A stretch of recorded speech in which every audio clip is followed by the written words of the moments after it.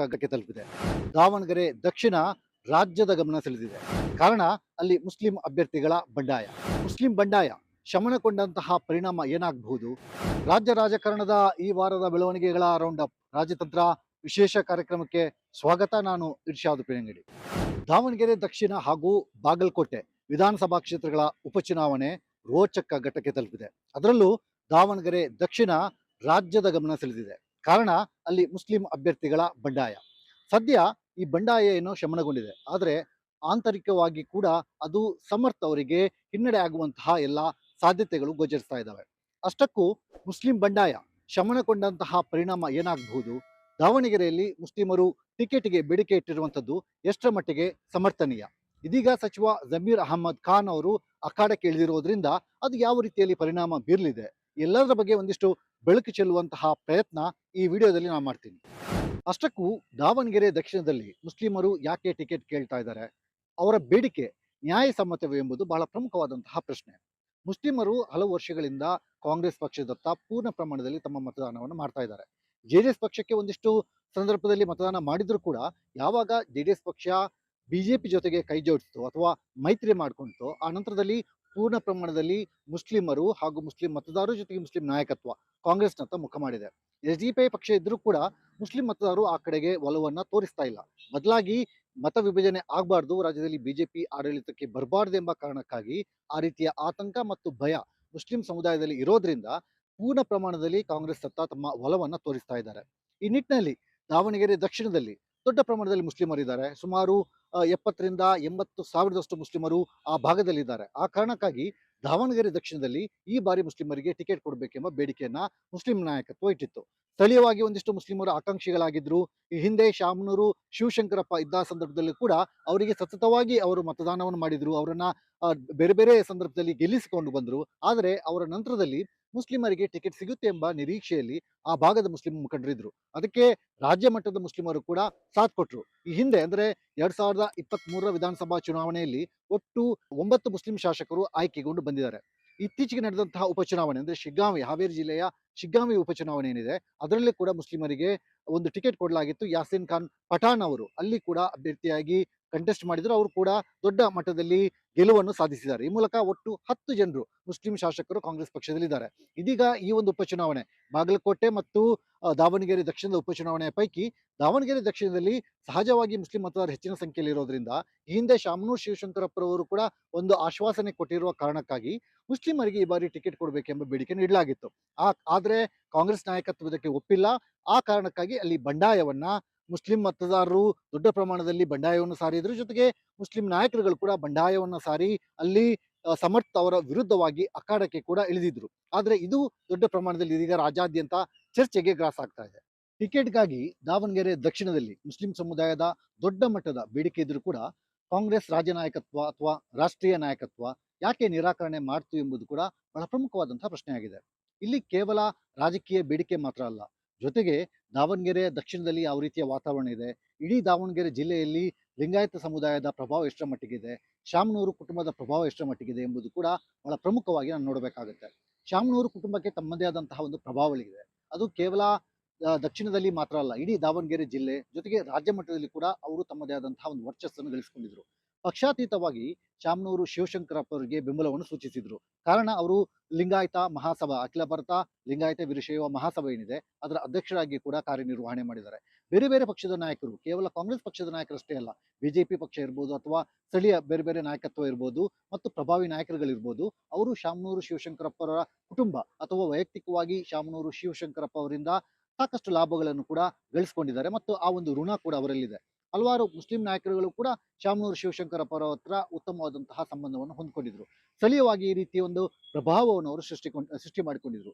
ಈ ಕಾರಣಕ್ಕಾಗಿ ದಿಢೀರಾಗಿ ಮುಸ್ಲಿಂ ಸಮುದಾಯದ ಅಲ್ಲಿ ಬೇಡಿಕೆ ಇದ್ರೂ ಕೂಡ ರಾಷ್ಟ್ರೀಯ ನಾಯಕತ್ವ ಇರ್ಬೋದು ಅಥವಾ ರಾಜ್ಯ ಕಾಂಗ್ರೆಸ್ ನಾಯಕತ್ವ ಇರ್ಬೋದು, ಅದು ಅಷ್ಟು ಸುಲಭವಾಗಿ ಈ ಬೇಡಿಕೆಯನ್ನ ಪರಿಗಣಿಸಿಲ್ಲ. ಮುಸ್ಲಿಂ ಸಮುದಾಯಕ್ಕೆ ಬೇರೆ ಆಯ್ಕೆ ಇಲ್ಲ ಎಂಬುದು ಕೂಡ ಕಾಂಗ್ರೆಸ್ ನಾಯಕತ್ವಕ್ಕೆ ಕೂಡ ಗೊತ್ತು. ಯಾಕಂದ್ರೆ ಮುಸ್ಲಿಂ ಸಮುದಾಯ ಟಿಕೆಟ್ಗಾಗಿ ಬೇಡಿಕೆಯನ್ನೇನೋ ಇಡಬಹುದು, ಆದ್ರೆ ಬಂಡಾಯ ಸಾರಿ ಪರ್ಯಾಯ ನಾಯಕತ್ವದತ್ತ ಹೋಗುವಂಥದ್ದು ಅಥವಾ ಪರ್ಯಾಯ ಪಕ್ಷದತ್ತ ಹೋಗುವಂತಹ ಸಾಧ್ಯತೆಗಳು ತೀರಾ ಕಡಿಮೆ. ಕಾರಣ ರಾಜ್ಯದಲ್ಲಿ ನಡೀತಾ ಇರುವಂತಹ ಬೆಳವಣಿಗೆಗಳು, ರಾಜ್ಯದ ರಾಜಕೀಯ ವಾತಾವರಣ ಹಾಗೂ ಬೇರೆ ಆಯ್ಕೆಗಳು ಇಲ್ಲದೆ ಇರುವಂತದ್ದು ಕೂಡ ಮುಸ್ಲಿಮರಿಗೆ ಹಿನ್ನಡೆ ಆಗೋದಕ್ಕೆ ಒಂದು ಕಾರಣ. ಈ ವಿಚಾರ ರಾಷ್ಟ್ರೀಯ ನಾಯಕತ್ವಕ್ಕೂ ಕೂಡ ಗೊತ್ತಿದೆ. ಜೊತೆಗೆ ಕಾಂಗ್ರೆಸ್ ಲಿಂಗಾಯತರಿಗೆ ಅನ್ಯಾಯ ಮಾಡಿದೆ ಎಂಬ ಅಭಿಪ್ರಾಯ ಇದೆ. ಈ ಹಿಂದೆ ಹಲವಾರು ಸಂದರ್ಭದಲ್ಲಿ ಕೂಡ ಲಿಂಗಾಯತ ಸಮುದಾಯ ಪೂರ್ಣ ಪ್ರಮಾಣದಲ್ಲಿ ಈ ಒಂದು ಕಾರಣವನ್ನು ನೀಡಿ ಬಿಜೆಪಿಗೆ ಬೆಂಬಲವನ್ನು ಕೊಡ್ತಾ ಬಂದಿದೆ. ಆ ಕಾರಣಕ್ಕಾಗಿ ಸ್ಥಳೀಯವಾಗಿ ದಾವಣಗೆರೆ ದಕ್ಷಿಣದ ಟಿಕೆಟ್ ಬೇಡಿಕೆ ಏನಿದೆ ಅದು ಕೇವಲ ದಾವಣಗೆರೆ ದಕ್ಷಿಣಕ್ಕಷ್ಟೇ ಸೀಮಿತವಾಗಿರದೆ ಮುಂದಿನ ಚುನಾವಣೆಗಳಲ್ಲಿ ಅದು ಪರಿಣಾಮ ಬೀರಬಹುದು. ಲಿಂಗಾಯತ ಸಮುದಾಯ ಅವರನ್ನು ಎದುರು ಹಾಕಿಕೊಳ್ಳುವಂತಹ ಪರಿಸ್ಥಿತಿ ನಿರ್ಮಾಣ ಆಗ್ಬೋದು. ಅದು ದಾವಣಗೆರೆಯಲ್ಲಿ ಮತ್ತು ರಾಜ್ಯದ ರಾಜಕೀಯ ಮಟ್ಟಿಗೆ ಯೋಚನೆ ಮಾಡೋದಾದ್ರೆ ಶಾಮನೂರು ಕುಟುಂಬದ ವಿರೋಧವನ್ನು ಕೂಡ ಎದುರಿಸುವಂತಹ ಸಾಧ್ಯತೆಯಲ್ಲಿ ಕೂಡ ರಾಜ್ಯದ ಮುಖಂಡರು ಇರಲಿಲ್ಲ. ಎಲ್ಲವೂ ಕೂಡ ಈ ಒಂದು ಟಿಕೆಟ್ ನೀಡುವಂತಹ ವಿಚಾರವಾಗಿ ಪರಿಗಣನೆಗೆ ಬಂದಿದೆ. ಆ ಕಾರಣಕ್ಕಾಗಿ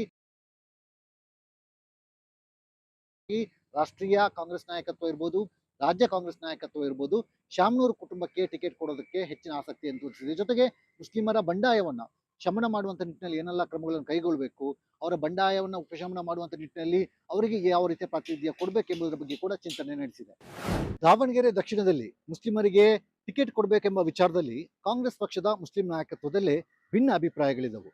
ಬಹಳ ಮುಖ್ಯವಾಗಿ ಸಚಿವರಾದಂತಹ ಜಮೀರ್ ಅಹಮದ್ ಖಾನ್ ಅವರು ಈ ಬಾರಿ ಮುಸ್ಲಿಮರಿಗೆ ಟಿಕೆಟ್ ಕೊಡಬೇಕು, ಕಾರಣ ಅಲ್ಲಿ ಮುಸ್ಲಿಂ ಮತದಾರರ ಸಂಖ್ಯೆ ಹೆಚ್ಚಿನ ಪ್ರಮಾಣದಲ್ಲಿದೆ.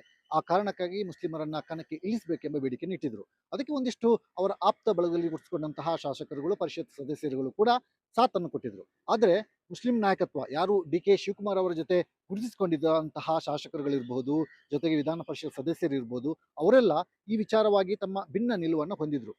ಸಾದಿಕ್ ಪೈಲ್ವಾನ್ ಅವರು ಬಂಡಾಯಕ್ಕೆ ನಿಂತರು. ಬಂಡಾಯ ನಿಂತು ದೊಡ್ಡ ಪ್ರಮಾಣದಲ್ಲಿ ರಾಜ್ಯಾದ್ಯಂತ ಚರ್ಚೆ ಆಯಿತು.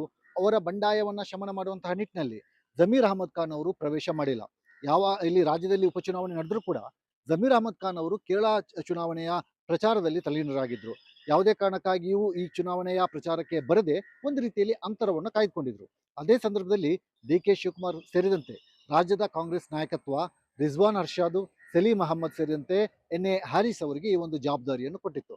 ಎನ್.ಎ. ಹ್ಯಾರಿಸ್ ಅವರು, ಸಲೀಂ ಅಹಮದ್ ಅವರು, ಜೊತೆಗೆ ರಿಜ್ವಾನ್ ಅರ್ಷಾದ್ ಅವರು ಸಾದಿಕ್ ಪೈಲ್ವಾನ್ ಅವರ ಬಂಡಾಯ ಅಥವಾ ಅವರ ಅಸಮಾಧಾನ ಏನಿದೆ ಅದನ್ನು ಶಮನ ಮಾಡುವಂತಹ ನಿಟ್ಟಿನಲ್ಲಿ ಕೂಡ ಪ್ರಯತ್ನ ನಡೆಸಿದ್ರು. ನಂತರದಲ್ಲಿ ಮುಖ್ಯಮಂತ್ರಿಗಳ ಮುಂದೆ ಅವರನ್ನು ಕರೆತಂದ್ರು. ಅವರ ಅಸಮಾಧಾನವನ್ನು ತಣಿಸಿದ್ರು. ಅವರು ಕಣದಿಂದ ನಿವೃತ್ತರಾಗುವಂತೆ ನೋಡಿಕೊಂಡ್ರು.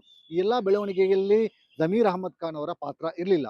ಇಲ್ಲಿ ಮುಸ್ಲಿಂ ನಾಯಕತ್ವ ವಿಭಜನೆ ಆಗಿರುವಂಥದ್ದು ಅಥವಾ ಟಿಕೆಟ್ ವಿಚಾರವಾಗಿ ತಮ್ಮ ಅಂತರ ಅಥವಾ ತಮ್ಮದೇ ಆದಂತಹ ನಿಲುವನ್ನ ವ್ಯಕ್ತಪಡಿಸಿರುವಂಥದ್ದು ಬಹಳ ಸ್ಪಷ್ಟವಾಗಿ ಗೋಚರಿಸ್ತಾ ಇದೆ. ಕಾರಣ ದಾವಣಗೆರೆಯಲ್ಲಿ ಇವತ್ತಿಗೂ ಪ್ರಚಾರದ ಅಖಾಡದಲ್ಲಿ ದೊಡ್ಡ ಪ್ರಮಾಣದಲ್ಲಿ ಇರುವಂತವರು ಡಿ.ಕೆ. ಶಿವಕುಮಾರ್ ಆಪ್ತ ಬಳಗದಲ್ಲಿ ಗುರುತಿಸಿಕೊಂಡಂತಹ ಒಂದಿಷ್ಟು ಶಾಸಕರು ಹೊರತಾಗಿ ಜಮೀರ್ ಅಹಮದ್ ಖಾನ್ ಅವರು ಆ ಕ್ಷೇತ್ರಕ್ಕೆ ಹೋಗಿ ಎಸ್ ಮಲ್ಲಿಕಾರ್ಜುನ್ ಅವರ ಮನೆಗೆ ಭೇಟಿ ಕೊಟ್ಟರು. ಅವ್ರ ಜೊತೆಗೆ ಸಂಧಾನ ಮಾತುಕತೆ ನಡೆಸಿದ್ರು. ಸಮರ್ಥ ಅವರನ್ನ ಗೆಲ್ಲಿಸಬೇಕೆಂಬ ಕರೆಯನ್ನು ಕೂಡ ಕೊಟ್ಟರು. ಆದ್ರೆ ಪೂರ್ಣ ಪ್ರಮಾಣದಲ್ಲಿ ಅವರು ತೊಡಗಿಸಿಕೊಂಡಿಲ್ಲ.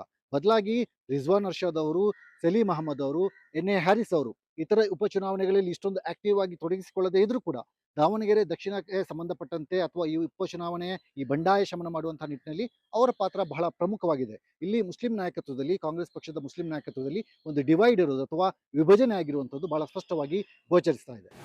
ಇಷ್ಟೆಲ್ಲ ಬೆಳವಣಿಗೆಗಳ ನಡುವೆ ಮುನಿಸಿಕೊಂಡಿದ್ದಂತಹ ಸಚಿವ ಜಮೀರ್ ಅಹಮದ್ ಖಾನ್ ಅವರು ಇದೀಗ ಅವರ ಮುನಿಸಿ ಕೂಡ ಶಮನ ಆಗಿದೆ. ಅವರು ದಾವಣಗೆರೆ ದಕ್ಷಿಣ ವಿಧಾನಸಭಾ ಕ್ಷೇತ್ರದ ಚುನಾವಣಾ ಅಖಾಡಕ್ಕೆ ಇಳಿದಿದ್ದಾರೆ. ಅಲ್ಲಿ ಸಮರ್ಥ್ ಪರವಾಗಿ ಅವರ ಮನೆಗೆ ಕೂಡ ಭೇಟಿ ಮಾಡಿ ಅವರ ಪರವಾಗಿ ಬೆಂಬಲವನ್ನು ಕೂಡ ಸೂಚಿಸಿದ್ದಾರೆ. ತಮ್ಮ ಮುನಿಸನ್ನ ಮರೆತು ಸಮರ್ಥ್ ಅವರ ಗೆಲುವಿಗೆ ಪ್ರಯತ್ನವನ್ನು ನಡೆಸಬೇಕೆಂಬ ಕರೆಯನ್ನು ಕೂಡ ಕೊಟ್ಟಿದ್ದಾರೆ. ದಾವಣಗೆರೆಯಲ್ಲಿ ಎಸ್ ಮಲ್ಲಿಕಾರ್ಜುನ್ ಅವರ ನಿವಾಸಕ್ಕೆ ಭೇಟಿ ಕೊಟ್ಟು ಅವ್ರ ಜೊತೆ ಮಾತುಕತೆಯನ್ನು ಕೂಡ ನಡೆಸಿದ್ದಾರೆ. ಈ ಮೂಲಕ ಒಂದು ಸಂದೇಶವನ್ನು ಕೂಡ ರವಾನೆ ಮಾಡಿದ್ದಾರೆ. ದಾವಣಗೆರೆಗೆ ಎಂಟ್ರಿ ಕೊಟ್ಟಂತಹ ಜಮೀರ್ ಅಹಮದ್ ಖಾನ್ ಅವರಿಗೆ ಭರ್ಜರಿಯಾದಂತಹ ಒಂದು ಸ್ವಾಗತ ಕೂಡ ಸಿಕ್ಕಿತ್ತು. ಈ ಮೂಲಕ ಕಾಂಗ್ರೆಸ್ನಲ್ಲಿ ಮುಸ್ಲಿಂ ಸಮುದಾಯದಲ್ಲಿ ನಾನೇ ಪ್ರಭಾವಿ ನಾಯಕ ಎಂಬ ಒಂದು ವಿಚಾರವನ್ನು ಅಥವಾ ಆ ರೀತಿಯ ಒಂದು ಸಂದೇಶವನ್ನು ಕೂಡ ಅವರು ನೀಡಿದ್ದಾರೆ.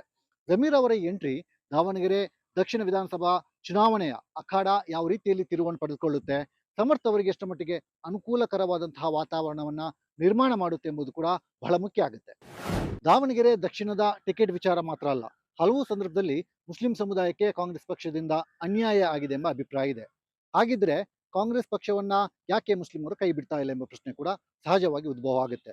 ಹಾಗಿದ್ರೆ ಮುಸ್ಲಿಮರಿಗೆ ಕಾಂಗ್ರೆಸ್ ಅಲ್ಲದೆ ಬೇರೆ ಆಯ್ಕೆ ಏನಿದೆ ಎಂಬ ಪ್ರಶ್ನೆಯನ್ನು ಆ ಸಮುದಾಯದ ಪ್ರಮುಖ ನಾಯಕರುಗಳು ಕೇಳ್ತಾರೆ. ಇಲ್ಲಿ ಬಿಜೆಪಿ ಪಕ್ಷ ಮುಸ್ಲಿಮರ ವಿರುದ್ಧವಾಗಿ ಸೈದ್ಧಾಂತಿಕವಾಗಿದೆ. ಮುಸ್ಲಿಮರನ್ನು ಅವರು ಒಪ್ಕೊಳ್ಳೋದಿಲ್ಲ. ಬಿಜೆಪಿ ಪಕ್ಷದ ಹಲವು ನಾಯಕರುಗಳು ಮುಸ್ಲಿಮರ ವಿರುದ್ಧವಾದಂತಹ ಹೇಳಿಕೆಗಳನ್ನು ಕೊಡ್ತಾ ಇದ್ದಾರೆ. ಮತ್ತೊಂದು ಆಯ್ಕೆ ಕರ್ನಾಟಕದಲ್ಲಿರುವಂಥದ್ದು ಜೆಡಿಎಸ್ಗೆ ಹಿಂದೆ ಮುಸ್ಲಿಂ ಮತಗಳು ಬೀಳ್ತಾ ಇದ್ವು. ಜೆಡಿಎಸ್ ಪಕ್ಷದ ನಾಯಕತ್ವವನ್ನು ಮುಸ್ಲಿಂ ಮತದಾರರು ಒಪ್ಕೊಳ್ತಾ ಇದ್ರು. ಆದ್ರೆ ಯಾವಾಗ ಜೆಡಿಎಸ್ ಪಕ್ಷ ಬಿಜೆಪಿ ಜೊತೆಗೆ ಕೈಜೋಡಿಸಿತೋ ಅಥವಾ ಮೈತ್ರಿಯನ್ನು ಮಾಡ್ಕೊಂತೋ ಆ ಬಳಿಕ ಮುಸ್ಲಿಂ ಮತದಾರರು ಜೆಡಿಎಸ್ ಪಕ್ಷವನ್ನು ಪೂರ್ಣ ಪ್ರಮಾಣದಲ್ಲಿ ತೊರೆದರು. ಬದಲಾಗಿ ಬೇರೆ ಆಯ್ಕೆಗಳಿಲ್ಲದೆ ಆ ಕಡೆ ಎಸ್ಡಿಪಿಐ ಪಕ್ಷ ಇದ್ರೂ ಕೂಡ ಮುಸ್ಲಿಂ ಮತದಾರರು ಅಥವಾ ಮುಸ್ಲಿಂ ಸಮುದಾಯ ಎಸ್ಡಿಪಿಐ ಪಕ್ಷದ ಕೈಯನ್ನು ಹಿಡಿದಿಲ್ಲ. ಸ್ಥಳೀಯ ಸಂಸ್ಥೆಗಳ ಕೆಲವೊಂದು ಚುನಾವಣೆಗಳಲ್ಲಿ ಎಸ್ಡಿಪಿಐ ಪಕ್ಷಕ್ಕೆ ಒಂದಿಷ್ಟು ಮತಗಳು ಬಿದ್ದಿರಬಹುದು. ಆದರೆ ಪೂರ್ಣ ಪ್ರಮಾಣದಲ್ಲಿ ಯಾವ ರೀತಿ ಕಾಂಗ್ರೆಸ್ ಅನ್ನ ಒಪ್ಪಿಕೊಂಡಷ್ಟು ಅಥವಾ ಕಾಂಗ್ರೆಸ್ ಪಕ್ಷವನ್ನ ನಂಬಿಕೊಂಡಷ್ಟು ಬೇರೆ ಯಾವ ಪಕ್ಷವನ್ನು ಕೂಡ ಮುಸ್ಲಿಂ ಸಮುದಾಯ ನಂಬಿಕೊಂಡಿಲ್ಲ.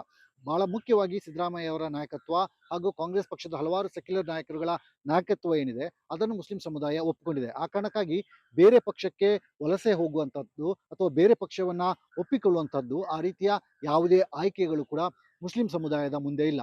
ಈ ಕಾರಣಕ್ಕಾಗಿ ಅನಿವಾರ್ಯವಾಗಿ ಕಾಂಗ್ರೆಸ್ ನಾಯಕತ್ವವನ್ನು ಮುಸ್ಲಿಂ ಸಮುದಾಯ ಒಪ್ಪಿಕೊಳ್ಳುವಂತಹ ವಾತಾವರಣ ಇದೆ. ದಾವಣಗೆರೆ ದಕ್ಷಿಣದಲ್ಲಿ ಟಿಕೆಟ್ ಕೊಡದೇ ಇದ್ರೂ ಆ ಬಂಡಾಯವನ್ನ ಶಮನ ಮಾಡುವಂತಹ ನಿಟ್ಟಿನಲ್ಲಿ ಯಾವುದೇ ಪ್ರಯತ್ನವನ್ನು ನಡೆಸದೇ ಇದ್ರೂ ಕೂಡ ಮತ್ತೆ ಅದಕ್ಕೆ ಪರ್ಯಾಯವಾಗಿ ಬೇರೆ ಆಯ್ಕೆಗಳು ನೀಡದೇ ಇದ್ರೂ ಕೂಡ ಅನಿವಾರ್ಯವಾಗಿ ಮುಸ್ಲಿಂ ಸಮುದಾಯ ದಾವಣಗೆರೆ ದಕ್ಷಿಣದಲ್ಲಿ ಇರ್ಬೋದು ಮತ್ತು ಬೇರೆ ಬೇರೆ ಸಂದರ್ಭದಲ್ಲಿ ಇರ್ಬೋದು ಕಾಂಗ್ರೆಸ್ ನಾಯಕತ್ವವನ್ನ ಒಪ್ಪಿದೆ ಮತ್ತು ಅದಕ್ಕೆ ಸಮ್ಮತಿಯನ್ನು ಸೂಚಿಸಿದೆ.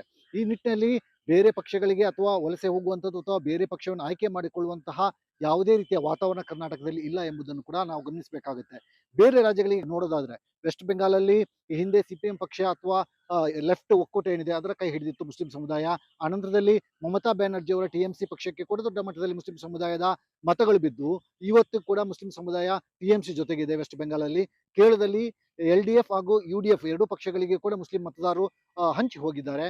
ಜೊತೆಗೆ ಉತ್ತರ ಪ್ರದೇಶದಲ್ಲಿ ಬಹಳ ಮುಖ್ಯವಾಗಿ ಹಿಂದೆ ಮಾಯಾವತಿ ಆ ನಂತರದಲ್ಲಿ ಸಮಾಜವಾದಿ ಪಕ್ಷಕ್ಕೆ ಕೂಡ ಮುಸ್ಲಿಂ ಮತದಾರರು ದೊಡ್ಡ ಪ್ರಮಾಣದಲ್ಲಿ ಕೈ ಹಿಡಿದಿದ್ದಾರೆ ಅಥವಾ ಸಾಥನ್ನು ಕೊಟ್ಟಿದ್ದಾರೆ. ಆದ್ರೆ ಕರ್ನಾಟಕದಲ್ಲಿ ಕಾಂಗ್ರೆಸ್ ಬಿಟ್ಟು ಬೇರೆ ಪಕ್ಷಗಳು ಅಥವಾ ಆ ರೀತಿಯ ಆಯ್ಕೆಗಳು ಮುಸ್ಲಿಮರ ಮುಂದೆ ಇಲ್ಲದೇ ಇರುವಂತದ್ದು ಕೂಡ ಒಂದು ರೀತಿಯಲ್ಲಿ ಹಿನ್ನಡೆಯಾಗಿದೆ. ಇದು ಕಾಂಗ್ರೆಸ್ಸಿಗೆ ಅನುಕೂಲಕರವಾದಂತಹ ವಾತಾವರಣ ಕೂಡ ಇದೆ. ಮತ್ತೊಂದು ಕಡೆಯಲ್ಲಿ ಕಾಂಗ್ರೆಸ್ ಯಾವ ರೀತಿಯಲ್ಲಿ ಮುಸ್ಲಿಮರಿಗೆ ಅನುಕೂಲ ಮಾಡೋದಕ್ಕೆ ಹೊರಟ್ರೆ ಅಥವಾ ಬಜೆಟ್ನಲ್ಲಿ ಹೆಚ್ಚಿನ ಅನುದಾನಗಳನ್ನು ಕೊಟ್ರೆ ಅದು ಕೂಡ ಕಾಂಗ್ರೆಸ್ಗೆ ಒಂದು ರೀತಿಯಲ್ಲಿ ನೆಗೆಟಿವ್ ಆದಂತಹ ವಾತಾವರಣ ಸೃಷ್ಟಿ ಮಾಡುತ್ತೆ. ಮುಸ್ಲಿಮರಿಗೆ ಹೆಚ್ಚಿನ ಅನುದಾನವನ್ನು ಕೊಡಲಾಗ್ತಾ ಇದೆ, ಈ ಬಜೆಟ್ನಲ್ಲಿ ಕೂಡ ಹೆಚ್ಚಿನ ಅನುದಾನವನ್ನು ಕೊಟ್ಟಿದ್ದಾರೆ, ಈ ಮೂಲಕ ಮುಸ್ಲಿಂ ಪಕ್ಷಪಾತಿಯಾಗಿ ನಡ್ಕೊಳ್ತಾ ಇದೆ ಎಂಬ ಆರೋಪಗಳು ಕೂಡ ಬಿಜೆಪಿ ನಾಯಕತ್ವದಿಂದ ಕೇಳಿ ಬರ್ತಾ ಇದೆ. ಈ ನಿಟ್ಟಿನಲ್ಲಿ ಕಾಂಗ್ರೆಸ್ಸಿಗೆ ಒಂದು ರೀತಿಯಲ್ಲಿ ಬ್ಯಾಲೆನ್ಸ್ ಮಾಡುವಂತಹ ಅನಿವಾರ್ಯತೆ ಸೃಷ್ಟಿಯಾಗಿದೆ. ಇವೆಲ್ಲವೂ ಕೂಡ ಮುಸ್ಲಿಂ ಸಮುದಾಯಕ್ಕೆ ಒಂದಿಷ್ಟು ರಾಜ್ಯದಲ್ಲಿ ಹಿನ್ನಡೆ ಆಗುವಂತಹ ವಾತಾವರಣವನ್ನ ಸೃಷ್ಟಿಸಿದೆ ಎಂಬುದು ಕೂಡ ಬಹಳ ಸ್ಪಷ್ಟವಾಗಿ ಗೋಚರಿಸ್ತಾ ಇದೆ. ಒಟ್ಟಿನಲ್ಲಿ ದಾವಣಗೆರೆ ದಕ್ಷಿಣದಲ್ಲಿ ಮುಸ್ಲಿಂ ಬಂಡಾಯ ಎಷ್ಟರ ಮಟ್ಟಿಗೆ ಪರಿಣಾಮ ಬೀರುತ್ತೆ? ಸದ್ಯಕ್ಕೆ ಬಂಡಾಯ ಶಮನ ಆಗಿದೆ ಅಂತ ಅನಿಸಿದ್ರು ಕೂಡ ಒಳ ಏಟುಗಳು ಯಾವ ರೀತಿಯಲ್ಲಿ ಪರಿಣಾಮಕಾರಿಯಾಗಿ ಅಥವಾ ದುಬಾರಿಯಾಗಿ ಮಾರ್ಪಡಬಹುದು. ಈ ಬಂಡಾಯವನ್ನು ಶಮನ ಮಾಡುವಂತಹ ನಿಟ್ಟಿನಲ್ಲಿ ಶಾಮನೂರು ಕುಟುಂಬ ಜೊತೆಗೆ ರಾಜ್ಯದ ಕಾಂಗ್ರೆಸ್ ನಾಯಕತ್ವ ಯಾವ ರೀತಿಯಲ್ಲಿ ಸಕ್ಸಸ್ ಆಗುತ್ತೆ ಎಂಬುದು ಕೂಡ ಬಹಳ ಮುಖ್ಯವಾಗುತ್ತೆ. ಈ ವಿಡಿಯೋ ನಿಮ್ಗೆ ಇಷ್ಟ ಆದಲ್ಲಿ ಲೈಕ್ ಮಾಡಿ, ಶೇರ್ ಮಾಡಿ ಹಾಗೂ ಸಬ್ಸ್ಕ್ರೈಬ್ ಮಾಡಿ. ನಮಸ್ಕಾರ.